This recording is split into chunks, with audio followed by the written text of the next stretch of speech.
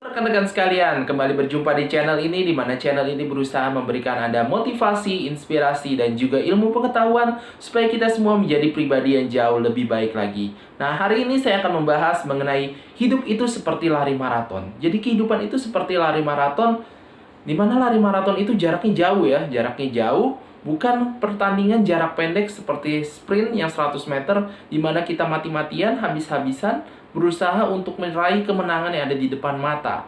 Jadi kehidupan itu kita harus berpikir mengenai jangka panjang, bukan jangka pendek. Jika kita berpikir mengenai jangka pendek dan terus memforsir diri kita terus-menerus, yang ada kehidupan kita menjadi kurang seimbang. Contohnya, misalkan, kita memforsir diri kita untuk bekerja habis-habisan supaya meraih prestasi atau meraih apa yang kita inginkan. Tapi jika kita tidak memperhatikan diri kita sendiri, kita nggak balance dalam kehidupan kita, akhirnya apa yang terjadi? Kita jatuh sakit. Dan itu justru malah akan menghambat, atau uang yang semua susah payah sudah kita kumpulkan akan hilang semua untuk menyembuhkan diri kita sendiri. Oke, jadi diperlukan keseimbangan.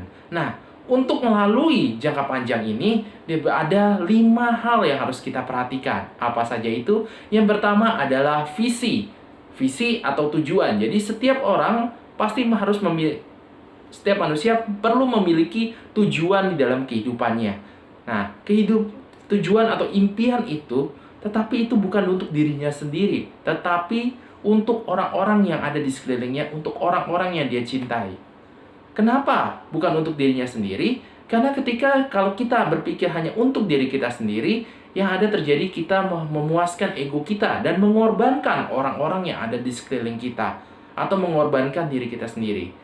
Seperti yang tadi saya bilang, misalkan untuk meraih prestasi dia bekerja setengah mati, bekerja keras habis-habisan, tetapi akhirnya mengorbankan keluarganya, sehingga keluarganya menjadi kehidupan rumah tangganya kacau balau, anaknya tidak diperhatikan, istrinya tidak diperhatikan, atau menjenguk orang tua saja nggak bisa, karena alasan sibuk, dan sibuk.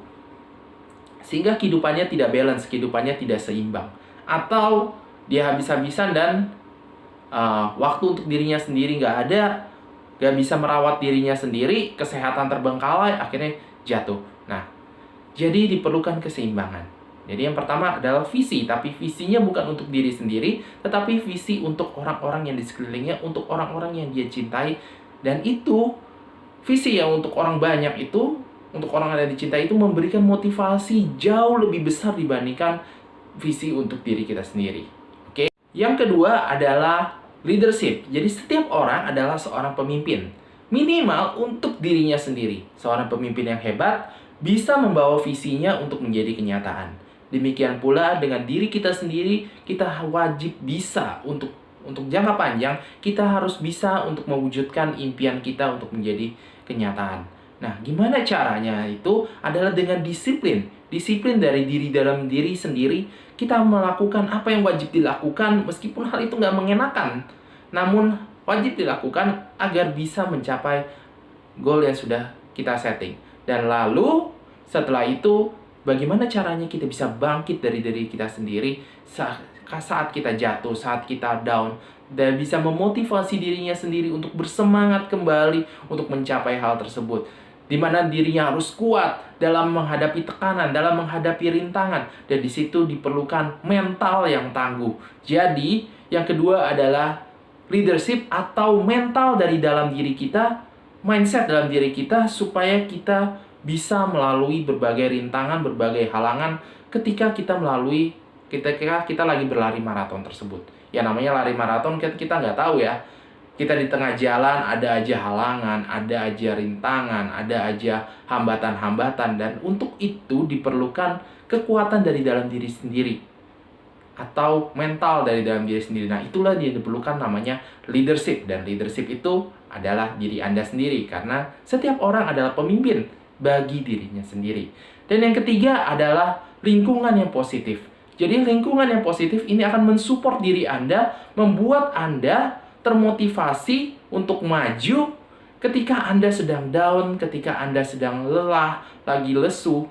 Ada orang-orang yang mensupport diri Anda, ada orang-orang yang terus mendorong diri Anda untuk bisa, untuk maju, untuk berhasil. Dan orang-orang itu biasanya adalah orang-orang yang Anda cintai. Jadi, kelilingilah diri Anda dengan orang-orang yang positif, di mana dia bukan berpikir negatif, wah kamu nggak bisa, tapi berkata, Anda mampu. Saya tahu kamu bisa, saya tahu kamu mampu. Ayo kita bergerak bersama. Jadi penuhilah diri Anda dengan orang-orang seperti itu, lingkungan orang seperti itu. Lingkungan itu bisa dari orang-orang yang Anda kenal, bisa juga dari buku, bisa juga dari video yang Anda tonton, dan itu memberikan masukan-masukan atau energi-energi dari luar yang membawa Anda untuk bisa maju. Jadi sama seperti lari maraton, jika ada penonton, bayangkan Anda lagi lari maraton, Anda menemui banyak penonton yang mendukung Anda. Apakah itu membawa Anda semangatnya jadi down? Membawa Anda jadi semakin lelah, atau membawa Anda menjadi bersemangat kembali? Nah, logikanya sama seperti itu. Jadi penuhilah diri Anda dengan lingkungan yang positif. Orang-orang yang mensupport Anda, para supporter Anda, nah itu yang akan membawa Anda menjadi jauh lebih bersemangat lagi, lebih berenergi lagi untuk menjalani lari maraton ini. Betul? Oke? Yang keempat yang diperlukan adalah lawan yang sesuai. Wah, lawan yang sesuai. Nah, siapakah lawan dari diri kita yang sesuai dengan sepadan dengan diri kita sendiri dalam menghadapi lari maraton ini, dalam menghadapi jangka panjang itu? Kira-kira siapa?